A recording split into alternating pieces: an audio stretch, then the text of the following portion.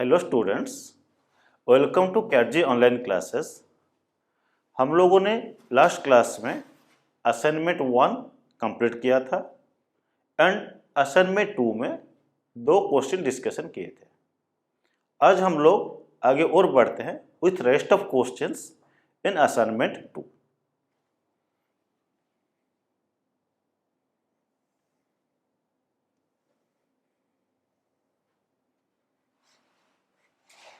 So here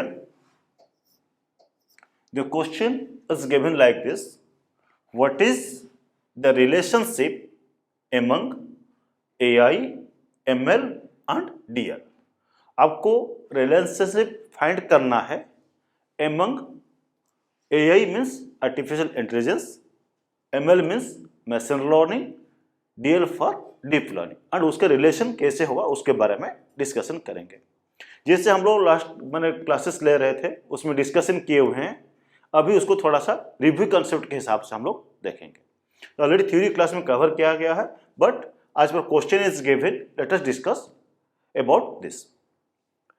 the relationship among AI, ML, DL can be described as follows. कैसे describe करेंगे?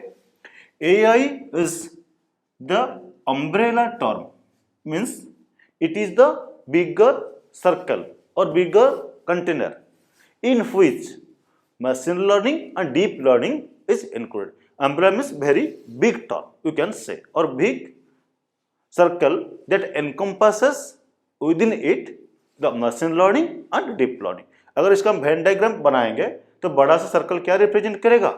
AI और artificial intelligence.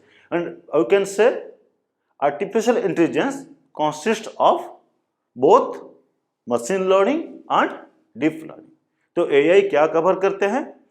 DL and ML, ये दोनों को cover करते हैं। Is a umbrella term which holds both DL as well as ML, ये दोनों को कंटेंट कौन करता है? AI करता है। एंड नेक्स्ट पॉइंट क्या दिया है? DL is the very specific learning approach, means DL क्या है? मशीन लर्निंग के अंदर एक पार्ट जैसे काम करता है। अगर AI बड़ा सर्कल हुआ, उसके सब सर्कल कौन बनता है? आपका machine learning. And machine learning के अंदर specific algorithms they come under DL, not all. Machine learning consist of all algorithms that is required for design of AI based machine और डिवाइसेस। AI बेस्ड मशीन या device को design करने में आपको जो learning mechanism चाहिए वो कौन कवर करता है? Machine learning system. And machine learning system consisting of several algorithms और types of mechanisms and out of which some specific algorithm किसके अंडर आते हैं? दे कम अंडर DL और deep learning. And DL is the very specific learning approach, इसीलिए बोला गया क्योंकि machine learning बहुत बड़ा लार्ज एल्गोरिथम है जो कंटेन करता है। एंड आपका DL is subset of machine learning as it comprises of multiple machine learning algorithms. Means आपके पास पहला सर्कल बना AI का, दूसरा बना आपके पास machine learning का, and within this the specific learning is for DL, means it consisting of as a subset of machine learning. ये कौन कवर कर रहा है? आपका मशीन लर्निंग के अंदर DL कवर कर रहा है। So DL is very specific learning approach which is a subset of ML and it comprises of multiple machine learning algorithms. And the relationship of AI, ML and DL is given below. ये diagram बना सकते हैं and इसका specific diagram हमने यहां पर दिया हुआ है। सो इन दिस डायग्राम जैसे हमने ड्रॉ किया है, यहां पर स्पेसिफिक डायग्राम पूरा दिया गया है। Artificial intelligence, the light blue colour is the outer circle that is depicting as umbrella term और bigger term. Then machine learning with light greenish colour and then deep learning with greenish color. ये क्या cover कर रहा है? The exact relationship among AI, ML and deployed. ये इसका answer हुआ। तो ये क्वेश्चन आंसर आपको समझ में आ रहा है ना। Proceed further. What is big data, ये क्वेश्चन दिया है, बिग डाटा क्या है उसके बाद डिस्कशन करेंगे। Why is it unstructured in nature, ये अनस्ट्रक्चर्ड क्यों है उसके बारे में बताना है, एंड बिग डाटा क्या है उसके बारे में डिस्कशन करना है। तो बिग डाटा क्या होता है? Big data is very large, and large means large in amount. The amount of data in big data concept is very very large and is of the order from terabytes, means 10 to power 12 के power के हिसाब से data collect होते हैं, and varies up to some zettabytes 10 to power 21 bytes के हिसाब से very करता है। सो टेराबाइट से लेकर जेटाबाइट तक डाटा स्पेस हो सकता है जिसे हम डाटा स्टोर करते हैं इन case of big data. And data is collected from variety of sources. क्या होता है देखिए, एंड डाटा कलेक्टेड और generated from various sources like machines, machine से डाटा कलेक्ट हो सकता है, और ह्यूमंस जो हम लोग यूज करते हैं, हम लोग बस जो डाटा होता है शेयर करते हैं, तो वो सब चीज़ होता है ऑनलाइन डाटा करते हैं, या फिर लॉग इन करते हैं, लॉग आउट करते हैं, आपके पास कुछ और इन्फॉर्मेशन शेयरिंग करते हैं, मार्केटिंग करते हैं, कुछ भी करते हैं, ये सब हम लोग क्या होता है ह्यूमन जनरेटेड डाटा होता है through online data also. This data is generally contents both structured as well as unstructured data. दोनों टाइप का डाटा को कंटेंट करते हैं। क्या कंटेंट करते हैं? Both structured data as well as unstructured data content and created by both machines as well as humans. Also we can have data from internet of things और online data, internet से भी data हम उसको collect करके दे सकते हैं। तो different data collected from various sources is there and that is known as big data. Means the data is not limited by certain amount of data that may fit into traditional database और relational database system. It is very very large. देखिए आगे और क्या बोलते हैं,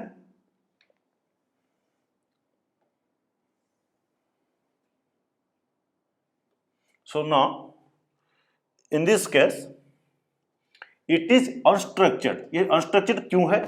because it is collected from internet, internet से collect होता है, and there is no specific order और support of database you can say or supports database features। Generally हम लोग जो डाटा स्टोर करते हैं वो डाटा कैसे स्टोर होते हैं? आज पर logic that follows in A traditional database system. Tabular form data में उसको स्टोर करते हैं with certain specific rules, and data features database features को ये सपोर्ट नहीं करते हैं, और that is not in specific order. यहाँ पर क्या हुआ, कुछ आर्बिट्ररी ऑर्डर में अपने डिजाइन होते हैं और स्टोर होते हैं। There is no specific order in case of big data. That is what is known as unstructured, and to be stored or managed in standard DBMS और RDBMS। DBMS मतलब क्या होता है? Database Management System। Database Management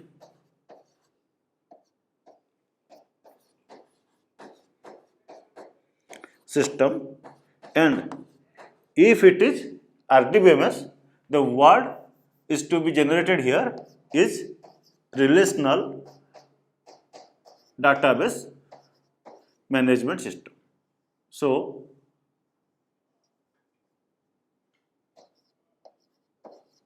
it can be relational database management system or DBMS system, database management system। उसको ये fit नहीं हो सकता आज पर storage concept is concern. So in big data it is unstructured because of all this type of data. So यहाँ पर क्या होगा, इंटरनेट से डाटा कलेक्ट होगा, मशीन से कलेक्ट होगा, ह्यूमन से जनरेट होगा, and generally any kind of documents, emails, audios, videos, images, all data collected into one platform that is generally not structured one. So that is why it is unstructured in nature. तो different kind of data इसमें collect हो सकता है, time stamp data हो, expected temporal data हो, other data type होगा, जितने सारे हम डाटा टाइप पढ़े हुए हैं ये सारे इसके अंदर आ सकते हैं। इसलिए क्या हो, ये अनस्ट्रक्चर्ड इन नेचर होता है। So this is what about unstructuredness of the big data concept. Now go for next question.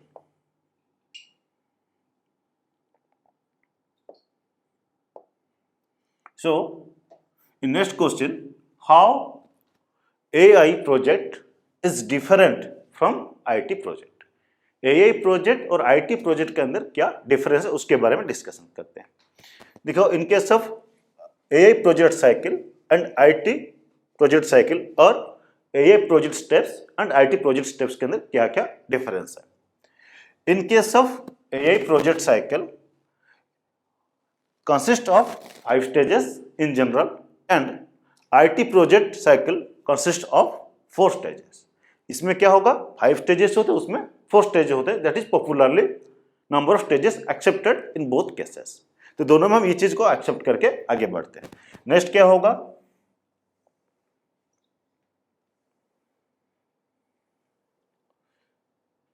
It becomes cyclic in evaluation और लास्ट फेज. जो AI प्रोजेक्ट होता है वो क्या होगा, आपका लास्ट स्टेज में, ये एवेल्यूशन स्टेज में दोबारा क्या होगा, साइक्लिक इन नेचर होता है, जिसमें post implementation testing, implementation and deployment के बाद उसको स्टडी करना, एनी मॉडिफिकेशंस होगा उसको हम लेके चल सकते हैं. लेकिन in case of IT project, after deployment stage और last stage of IT project ends and new project starts. अगर IT रिलेटेड प्रोजेक्ट है, अगर वो फिनिश होते हैं, डिप्लोमेट स्टेज में हो जाते हैं, तो new project starts with for new phases. अगर कोई मॉडिफिकेशन होगा, कोई चेंजेस होंगे एंड उसको इम्प्लीमेंट करने के बाद तो वो क्या करेंगे, दोबारा उसको न्यू प्रोजेक्ट से शुरू करते हैं. But that is the different point. In case of AI project it becomes cyclic in nature. So that is the major difference. And in this question what we observe here, question given us how AI project is different from IT project, means definitely it describes the stages or project cycles of both cases, and you can omit this word cycle or use, there is no problem. So as per this project cycle you can use both the words and you can omit also, no problem. So in case of AI project cycle or AI project and IT project, these are the difference points.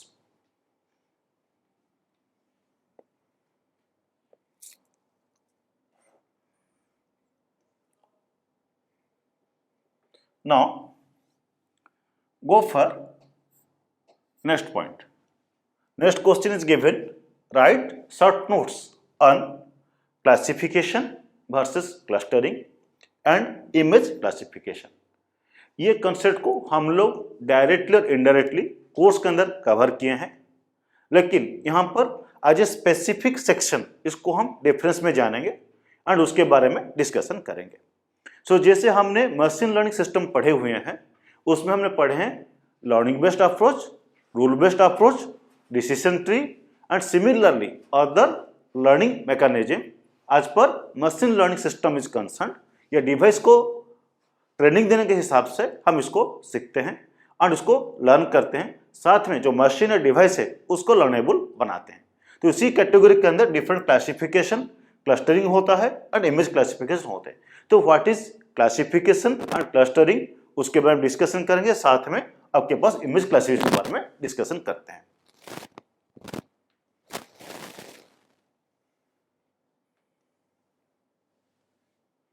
So here, in case of classification and clustering, इसमें क्या होगा, means to group certain things is known as clustering. किसको groupism करना, एक group में रखना, उसको बोलते हैं क्लस्टरिंग. एंड किसको क्लासीफाई करना, मीन्स कोई चीज है, सेट ऑफ थिंग्स है, उसको हम क्लास ए, क्लास बी ऐसे डिवाइड करें, क्लास सी ऐसे डिवाइड कर सकते हैं. That is called classification. इसमें कुछ हम फीचर्स जानते होंगे और एक चीज हम कुछ फीचर नहीं जानते हैं, जिसको हम बोलते हैं क्लस्टरिंग. जैसे हम लोगों ने पढ़ा हुआ है आपका इमेज क्लासिफिकेशन रिलेटेड, या सिंपली क्लासिफिकेशन अगर हम बोलेंगे, हमने एप्पल और बनाना का 2 क्लास इमेजेस लिए थे. इमेज ए सेक्शन में जो एप्पल था उसमें हमने क्या किया था, एप्पल का इमेज को रखे हुए थे एंड इमेज ऑफ बनाना को इमेज क्लास बनाना में रखे थे।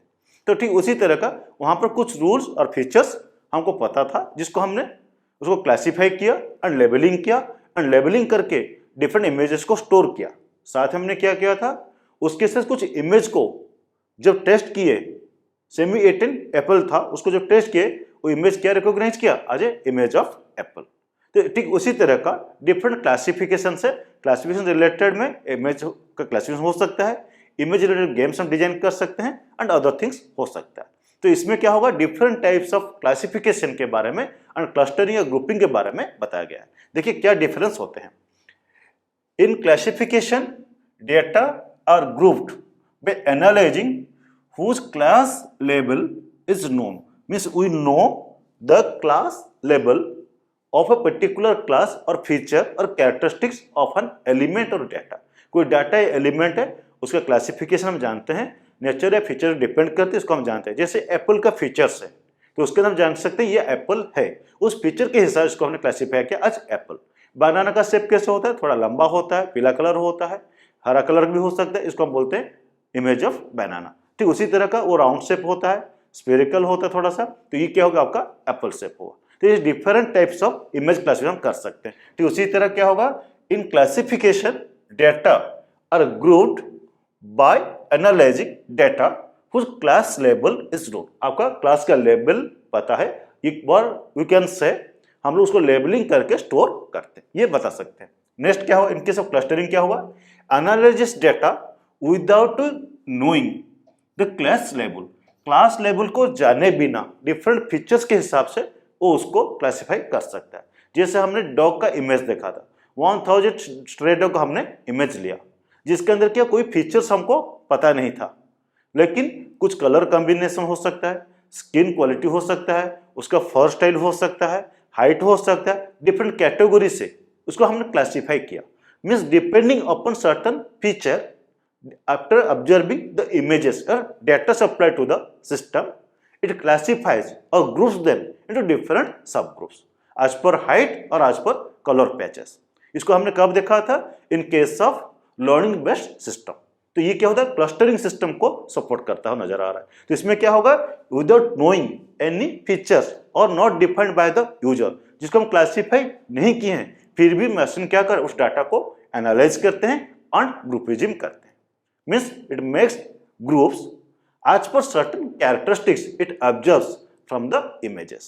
जो इमेज आपने फेड किया उसके हिसाब से उसने उसको एनालाइज किया एंड ग्रुपिज्म किया, that is called clustering.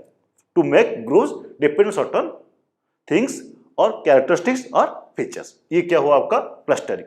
Next point देखें, there is some prior knowledge of attributes of each classification. कोई भी क्लासिफिकेशन करते हैं उनका फीचर या कैरेक्टरिस्टिक्स हमको पता है, जिसका बेसिस पे हम क्या रूल बेस्ड सिस्टम बना सकते हैं या फिर क्लासिफाई कर सकते हैं। नेक्स्ट क्या होगा, there is no prior knowledge of attributes of data from clusters. जो क्लस्टर बनेंगे उनके पास कोई सॉलिड नॉलेज या प्रायर नॉलेज हमारा पास नहीं होता है। तो ये होता है आपका विदाउट नोइंग एट्रीब्यूट्स और characteristics of clusters। Next, number of clusters is known, that is not cluster, it should be classification। number of classification आपको क्या होगा यहाँ पर पता होगा, that is for classification।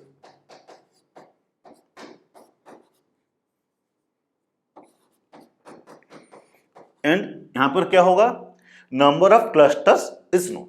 यहाँ पर clusters known है, यहाँ पर नॉट नोन, यहाँ पर नंबर क्लासिफिकेशन इज नोन। तो कैसे ग्रुप करेंगे, क्लासीफाई करेंगे, वो चीज हम यहाँ पर बाइफरकेट कर रहे हैं। तो एक बार हमारे पास फीचर्स पता है और दूसरा में फीचर्स पता नहीं है, लेकिन वो मशीन अपने आप लर्निंग करते हैं एंड उसको ग्रुपिज्म कर, that is kind of clustering, this is kind of classification.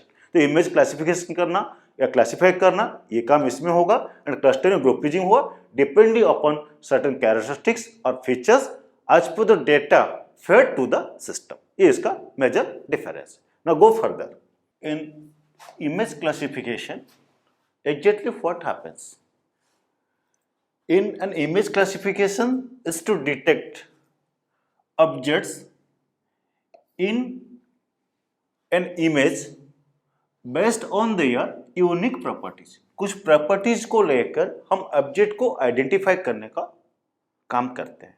तो यहाँ पर इमेज कोई सिंगल पिक्चर हो सकता है या फिर सेट ऑफ इमेज होंगे, उसके अंदर कोई स्पेसिफिक ऑब्जेक्ट होगा, उसको हम आइडेंटिफाई करें। जिस जंगल का कोई सीनिक व्यू है, उसके अंदर कोई टाइगर है, उसको आइडेंटिफाई करना चाहते हैं, इस तरह हो सकता है। या कोई फ्रूट्स का इमेज हो सकता है, कोई जनरल कैट हो, रैट हो, डॉग हो, इस तरह कोई इमेज होगा, उसको हम आइडेंटिफाई कर सकते हैं।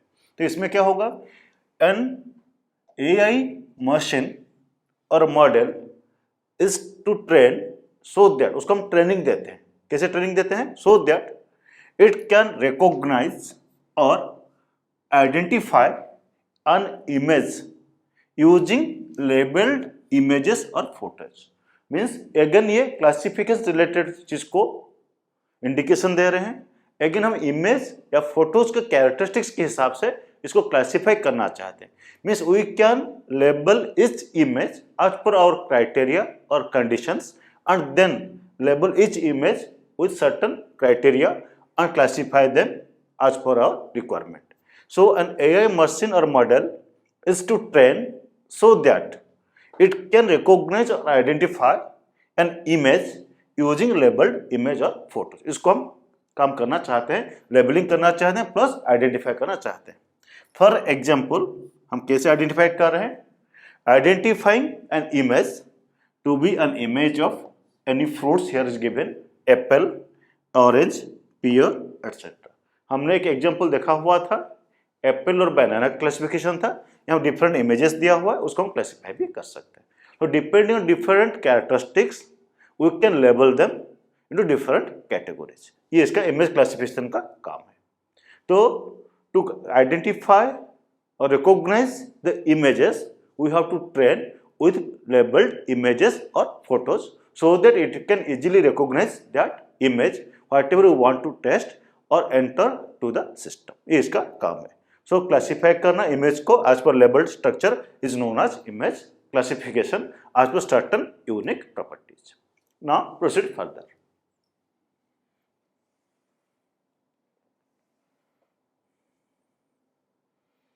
Now in this case question is given, explain briefly regression. regression क्या है? ये जो कंसेप्ट है इसका हमने ग्राफिकल टेक्निक्स के अंदर कुछ स्टडी किए थे। Different graphs and plots design किए थे। आपका pie chart, bar chart, histogram, tree map and flow chart, साथ में पढ़ते थे line graph and scatter plot. तो स्कैटर प्लॉट का यूज यहाँ पर हमको देखने को मिलेगा, जो कि रिग्रेशन कॉन्सेप्ट में आते हैं। दो डिपेंडेंट वेरिएबल हो चाहे इंडिपेंडेंट वेरिएबल हो, जिसको लेकर हम क्या करते हैं, काम करते हैं। जो वेरिएबल डिपेंडेंट होंगे तो दूसरा वेरिएबल क्या होगा, इंडिपेंडेंट होगा, और उस पर डिपेंड करके क्या होगा, कोई रिलेशन होगा। For example if I say a relation y equal to mx plus c, इसमें क्या होगा, y is the dependent variable and x is the independent variable. Means आपके पास x के वैल्यू पे डिपेंड करके y वैल्यू चेंज होगा। तो ये आपके पास क्या हो गया, y equal to mx plus c is a linearly dependent equation, और you can say this is a linear equation. So ठीक उसी तरह का आपके पास जो वेरिएबल होगा, कोई सोल्यूशन स्पेस होगा, x पे डिपेंड कर हम y को डिपिक्ट कर सकते हैं। एंड उसके ऊपर अगर कुछ स्ट्रेट लाइन हम ड्रा करना चाहेंगे, अगर सॉल्यूशन स्पेस बहुत बड़ा है हमारे पास, तो जो लाइन बेस्ट फिट होगा उसको लेकर हम एक लाइन ड्रा कर सकते हैं, जिसे मैक्सिमम सॉल्यूशन स्पेस को हम कवर कर सके। अगर ऐसे कोई कवर नहीं कर रहा है, हमको सुइटेबल कोफिशिएंट चेंज करना होगा, ये कैरेक्टरिस्टिक्स पैरामीटर को चेंज करना होगा to get a suitable line that can cover maximum number of solution space points.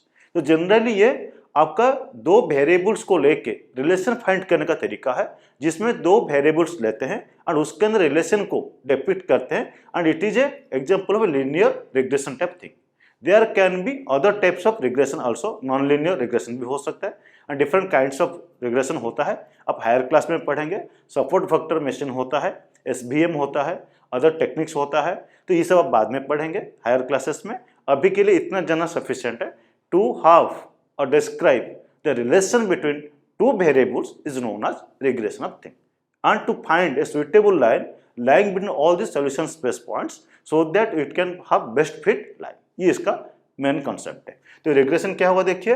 Regression is a technique used to model and analyse. कोई हम एआई मॉडल डिजाइन करते हैं जिसको एनालाइज करना भी चाहते हैं. The relationship between variables. यहाँ वेरिएबल्स क्या होगा, कोई दो वेरिएबल लेकर हम चल रहे हैं इस समय X and Y. And it is generally used with continuous data. ये कैसे बिहेव करता है, कंटिन्यूअस डाटा के लिए हम इसको ट्रीट कर रहे हैं, not for discrete, it is other for some continuous type of data. And in case of regression we try to find a best fit line. सबसे बड़ा लाइन हम लेंगे जिसके अंदर सारे फिट बैठेंगे, सोल्यूशन स्पेस कवर करेंगे. That will predict the output accurately. For example linear regression is given below. यहाँ पर हमने एक कॉन्सेप्ट लिया है लीनियर रिग्रेशन का, जिसमें दो वेरिएबल का रिलेशन को डिस्क्राइब करेंगे with a certain linear type of equation. And उसको क्या करेंगे, हम ड्रॉ करके देखेंगे कैसे होता है. तो ना go for an suitable example for this.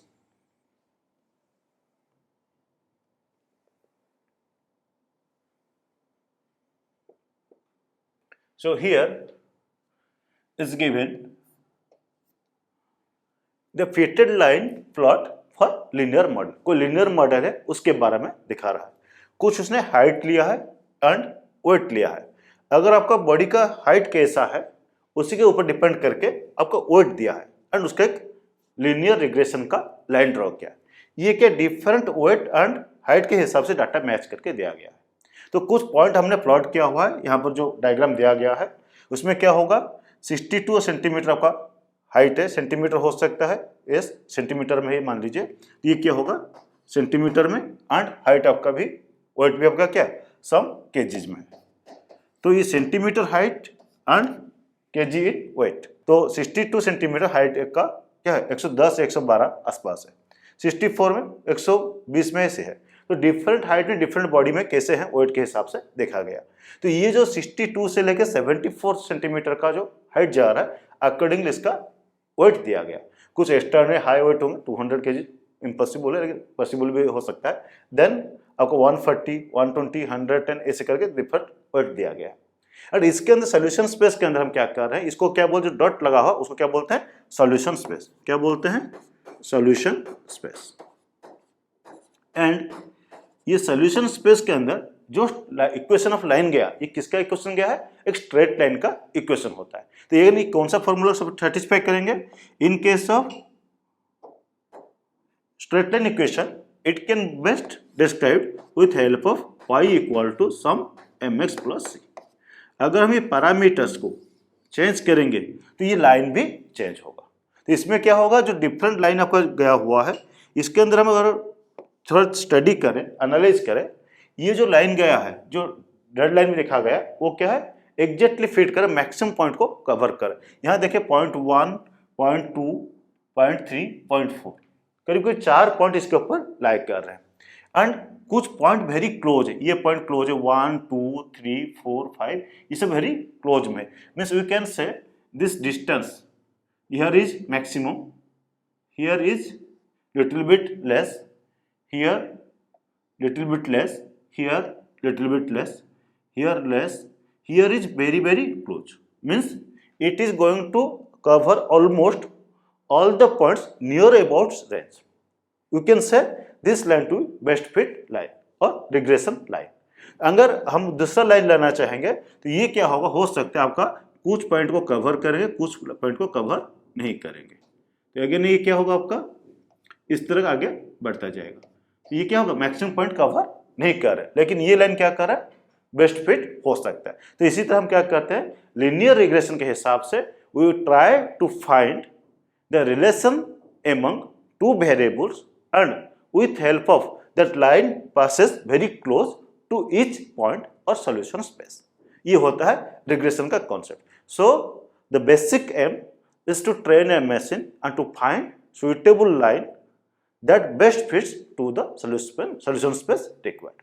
So ये आपको क्या हेल्प करेंगे, to find relation among two variables. ये इसका मेन काम है. So What is regression? Regression is a technique used to model and analyze the relationship between variables or two variables. Here I have taken the example of two variables and it is generally used with continuous data. Continuous data के हिसाब से ये चल रहा है. तो यहाँ पर हमने वेरी क्लोज डाटा लिया हुआ है जो कि आपने दिखाया यहाँ पर आज पर गिवन डायग्राम. सो स्टूडेंट्स, आज की क्लास में हमने असाइनमेंट 2 कवर किया एंड यहाँ पर चैप्टर 2 आपका एंड होता है. We'll see with next chapter in next class. Thank you students for watching my video. See you next class.